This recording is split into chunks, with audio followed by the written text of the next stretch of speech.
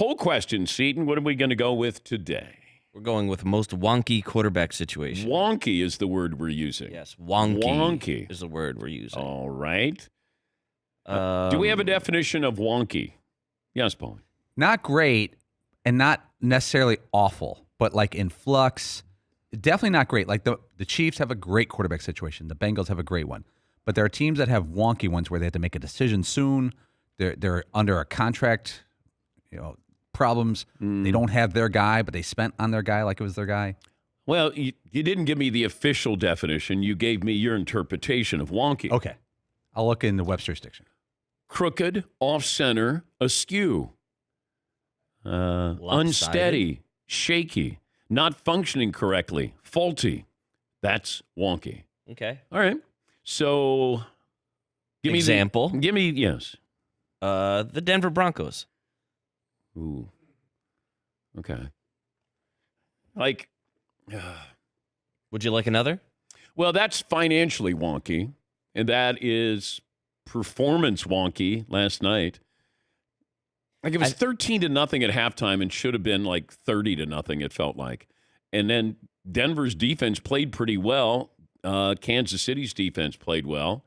When's the last time the Chiefs' defense was ranked higher than the Chiefs' offense?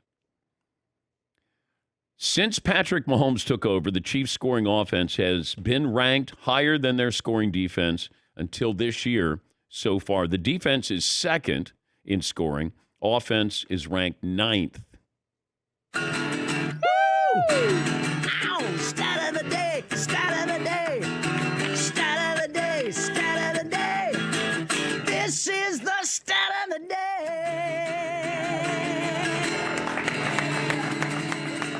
Stat of the day brought to you by Panini America, the official trading cards of the Dan Patrick Show. This first hour brought to you by the great folks at Discover. You like using debit over credit, and you can get rewarded when you do so. Discover Cashback Debit. It's a checking account that rewards everyone with cash back on everyday purchases. No fees. How about that? Check out eligibility and terms at discover.com/cashbackdebit. Discover Bank, member FDIC. What other wonky situations do we have, Seton? How about the Cleveland Browns? That's a wonky situation, isn't it? It shouldn't be. Well, Deshaun Watson hasn't played well.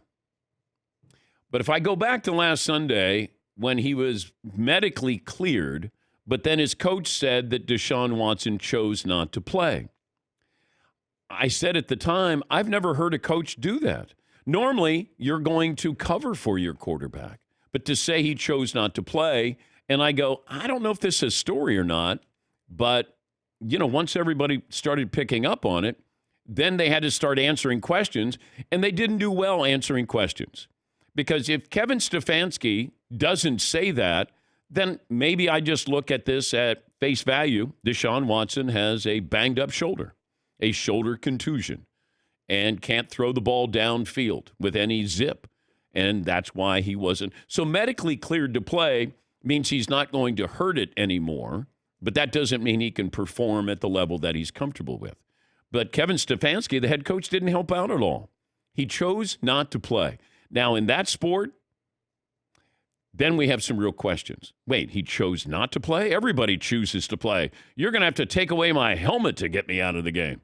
Here's Deshaun Watson not playing, and then apparently not playing this weekend against the 49ers. So now it feels like there's something there. I mean, you're stuck with the contract, so there's nothing you can do about that. But Kevin Stefanski's coaching for his job. This team has a lot of talent. I know they lost Nick Chubb. That defense is really good. And this is a winnable division. Deshaun Watson hasn't played well. And yes, I've talked about who he is off the field and all the things that, surfaced. I wouldn't want him to be my quarterback. But my job is to look at what he does when he's on the field. And he hasn't been good. But I never questioned his toughness before. And I'm not really doing it now. It's just the situation made me question, why his coach would say what he said. If he can't play at the level that he's comfortable playing, okay, cover for your quarterback. He's going to be there a lot longer than you are. And that was what was surprising. Now, Kevin Stefanski might go, yeah, I'm coaching for my job. It would be nice if he helped me keep my job by playing.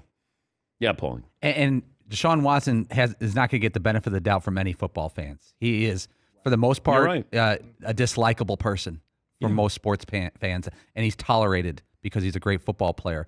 And like you said, Stefanski maybe didn't do him any favors, but he's going to take the hit for not playing. They stay soft. He sat out a season by choice already, so why would anyone be surprised? Seton, what else do you have? We have the Arizona Cardinals. That's wonky. That's a wonky sitch.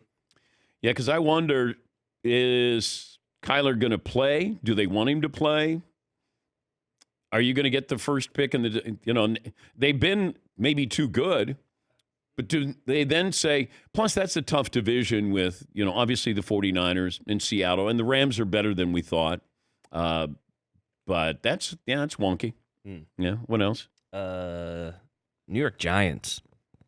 That is a wonky quarterback situation. Well, I think it's another year wonky, and that's it. I mean, they should have I don't know what they were doing. They were bidding against themselves. They gave him that contract.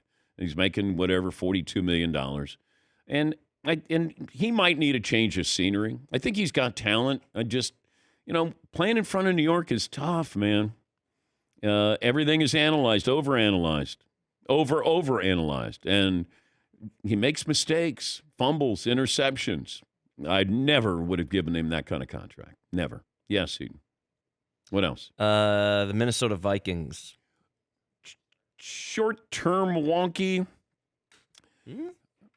Yeah, I mean, I got to figure out what happens this year, and then I would start over. I feel like the Giants and the Vikings are in similar situations. Okay, would you rather have Kirk Cousins or Daniel Jones? I'm not going to insult Mr. Cousins that way. Oh, well, okay. He's going to get a new contract, and then that might change your answer there. Maybe. Danny Dimes is making he's like making $20 million more than Kirk T. Cousins is. Yeah. Yeah. Yes, what else do you have, Seton? And then we have one more on here, the Bears. I don't know if their quarterback situation is all that wonky necessarily, but... You think it's cut and dried that Justin Fields, this is the last year, and then you hope to get the number 1 or number 2 pick in the draft, or both? I mean, isn't that what the Bears hope? I would think so. But what if Justin Fields continues to play pretty well?